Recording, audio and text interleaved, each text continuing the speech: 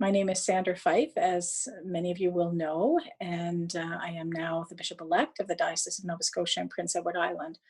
I'm also the rector of the parish of Horton in Wolfville, Nova Scotia, where I've been for the past 11 and almost a half years.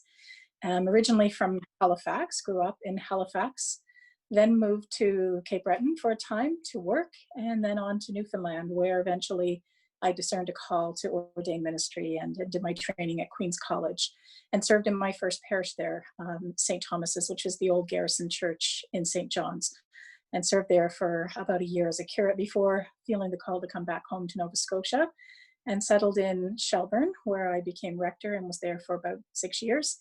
And then eventually found my way to the Valley and have been here ever since. And I've loved my time in parish ministry, the various places I've served, and mostly the people I've met and what I've learned about God, what I've learned about Christ, what I've learned about faith by seeing how people respond to the various challenges that face them throughout their lives. And it's been a privilege to accompany people through some of those challenges, particularly some of the really difficult pastoral challenges people have faced in their lives. I am married to Jim, my husband, and we've been married for 23 years, and we have 2 children. Our daughter Emma, who's just starting to learn about online learning at Dalhousie University this year, and our son Alec, who's in grade 11 in our local high school. So it's been a journey as well, being a parent to both of them. We also have a Shih Tzu named Yoda, who's been another companion. He's here with me now, so he's making his himself known, so that I have to remind you that I do have a dog.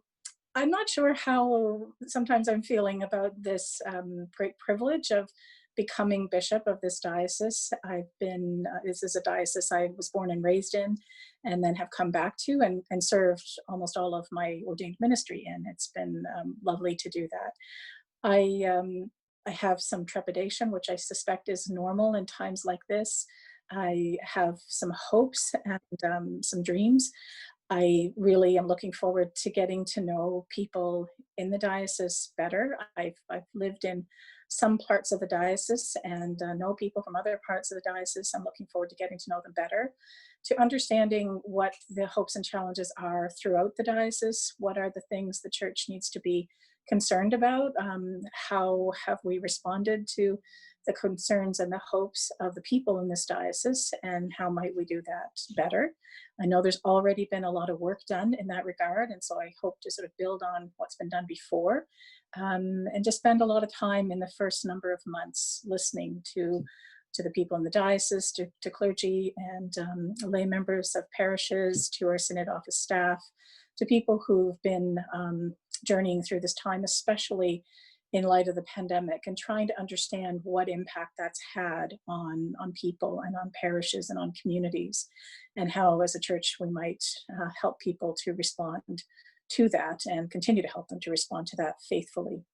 And also recognizing there are a lot of things happening in our communities and in our world that the church needs to pay attention to, issues of systemic racism, trying to work towards our walk in reconciliation with Indigenous members of our communities, how it is we speak up with and sometimes for others. So all these things are kind of things that I'm concerned about.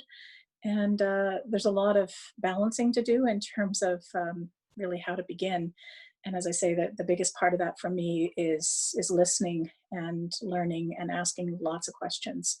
So I don't come professing to know everything that needs to happen, but trusting that I will learn as I go, and will be able to benefit from the knowledge of all the people around me who really are the diocese. It's not one person that leads a diocese, but many people working together. And my model of leadership has always been very collaborative. I've always worked with people, recognizing other gifts that people bring, and hoping that when we use those together, we can do the best possible ministry and work that God calls us to do. So I'm looking forward to this, and I'm excited about this. I'm sad to be leaving my parish in a lot of ways. It's been a lovely home to raise our children, a lovely community, and it's been great to be here for as long as we have been.